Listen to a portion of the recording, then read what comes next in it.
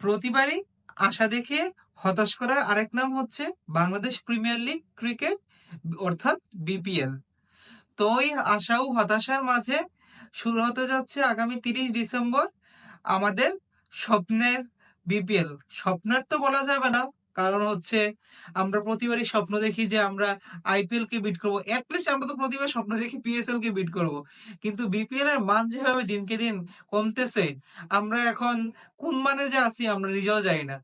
কিন্তু নতুন বিসিবি সভাপতি মিস্টার ফারুক আহমেদ আমাদের আশা দিয়েছে যে এইবারে বিপিএল নাকি অন্যরকম হতে যাচ্ছে। Let's hope mister Faruque Ahmed তার কথা রাখবেন এবং আমরা ভালো কিছু দেখতে পারবো এই বিপিএল থেকে। সো বিপিএল এর 11তম আসরে, বা যাকে বলা হচ্ছে নতুন বিপিএল, ওই নতুন বিপিএল এর ফিকচার উন্মোচিত হয়ে গেছে এবং মাস্কাটও উন্মোচিত হয়ে গেছে। মাস্কাটটা একটা ভালো দিক, কজ হচ্ছে যে প্রত্যেকটা বড় বড় টুর্নামেন্টের একটা করে মাস্কাট থাকে, বাংলাদেশ এই প্রথম। সো এই একটা সাইড ভালো, কিন্তু মাস্কাটটা খুবই সুন্দর হয়েছে এবং মাস্কাটের নামও জুলাই 36-এর স্মরণে বা 5ই আগস্টের স্মরণে ডানা 36 রাখা হয়েছে মাস্কাটের নাম। এবং মাস্কাটটা দেখতেও চমৎকার, আপনারা এখন স্ক্রিনে দেখতে পাচ্ছেন সেই মাস্কাটটি। এবার যদি আমরা বিপিএল এর ফিকচারের দিকে তাকাই, তাহলে যথারীতি আমরা দেখতে পাচ্ছি যে এবারও পর্দা উঠবে বিপিএল এর ঢাকাতেই। কিন্তু বিপিএল এর ফিকচারে এবারের একটি বোনাস পয়েন্ট বা প্লাস পয়েন্ট হচ্ছে যে প্রতিবারের মতো সিলেট টু ঢাকা, ঢাকা টু সিলেট, আবার ঢাকা টু চট্টগ্রাম এভাবে ট্রাভেল করতে হবে না। একদম সিম্পলি প্রথমে ঢাকায় ম্যাচ হবে, তারপর সিলেটে 12টি ম্যাচ অনুষ্ঠিত হবে, তারপর বন্দরনগরী চট্টগ্রামে 12টি ম্যাচ অনুষ্ঠিত হবে, তারপর আবার ঢাকায় ব্যাক করবে 14টি ম্যাচের জন্য। সো বলাই যায় যে এবারে ফিচারের এই দিকটা খুবই ভালো দিক, কজ হচ্ছে যে ট্রাভেলিং এবং সবকিছু মিলিয়ে একটা হ্যাসেলের মধ্যে থাকতে হয় প্রত্যেকটা ক্রিকেটারকেই। সো টিমগুলো ওইভাবে নিজেদের গুছিয়ে নিতে পারবে এবং মাঠ অনুযায়ী ওদের গেমিং প্ল্যান সেট করতে পারবে। যদি আমরা টিমগুলোর দিকে তাকাই, তাহলে আমরা দেখতে পাচ্ছি যে আগের বারে 4টি টিম এবং নতুন এবার 3টি ফ্র্যাঞ্চাইজি এড হয়েছে। তার মধ্যে ঢাকা ক্যাপিটালস, এবং ঢাকা ক্যাপিটালস নিয়ে সবচেয়ে বেশি হাই, কজ হচ্ছে শাকিব খানের টিম। তারপর আমরা দেখতে পাচ্ছি যে চিটাগাং কিংস এবং দুর্বার রাজশাহী।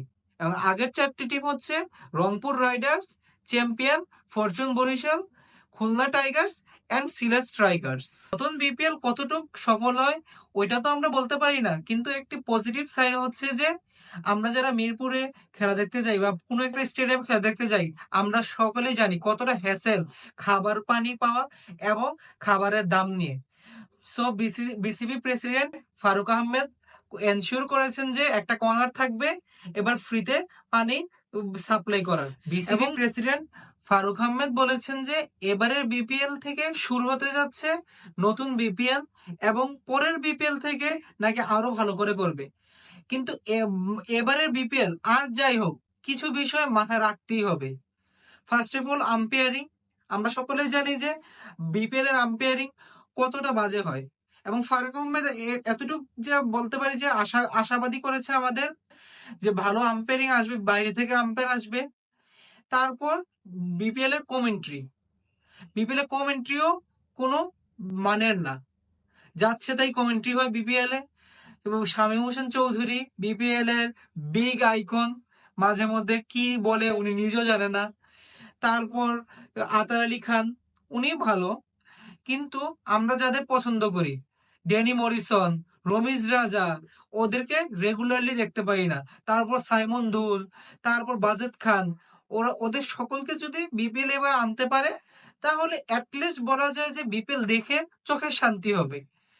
কারণ বড় বড় ক্রিকেটারদের তো আর এবার পাওয়া যাচ্ছে না, এবং বড় বড় ক্রিকেটারদেরও অন্যান্য লিগের সাথে কমিটমেন্ট আছে, সেহেতু ফ্র্যাঞ্চাইজিরা ওইভাবে বড় বড় ক্রিকেটার পাবে না। কিন্তু অ্যাটলিস্ট যদি আম্পায়ারিং, তারপর প্রোডাকশন কোয়ালিটি, কমেন্টেটর এবং উন্নত মানের প্রযুক্তি লাইক হকায়ের মতো প্রযুক্তি আনতে পারে বিসিবি, তাহলে দেখে বিপিএলটাও অ্যাটলিস্ট দর্শকরা উপভোগ করবে, মাঠে গিয়ে উপভোগ করবে। এবং আমরা যারা মাঠে গিয়ে খেলা দেখবো, ওদের জন্য যদি খাবারের কোয়ালিটি এবং খাবারের দাম যদি রিজনেবল প্রাইসের মধ্যে রাখে এবং ফ্রিতে যদি পানির ব্যবস্থা করে, তাহলে বলতে পারবো যে এবার বিপিএল মাঠে গিয়ে এবং টিভিতে দেখেও শান্তি পাওয়া যাবে। চোখের শান্তি হবে, মনের শান্তি হবে।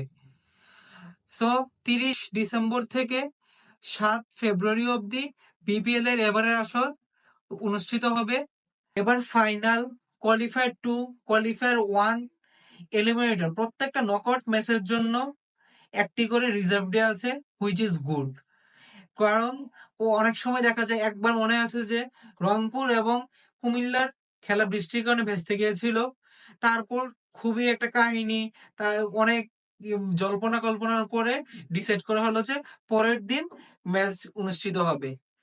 সো এবার যদি এমন না হয়, আগের থেকে একটা ভালো ব্যবস্থা করা হয়েছে এই ফিচারের মধ্যে। ওভারঅল বিপিএল এর কিছু পজিটিভ সাইড নিয়ে কথা বললাম এবং আগের বারের সাথে কম্পেয়ার করলাম। হোপফুলি আপনাদের কাছে ভিডিওটা ভালো লাগবে, এবং যদি ভিডিওটা পছন্দ করে থাকেন, প্লিজ ফলো মাই পেজ এবং সাবস্ক্রাইব মাই ইউটিউব চ্যানেল।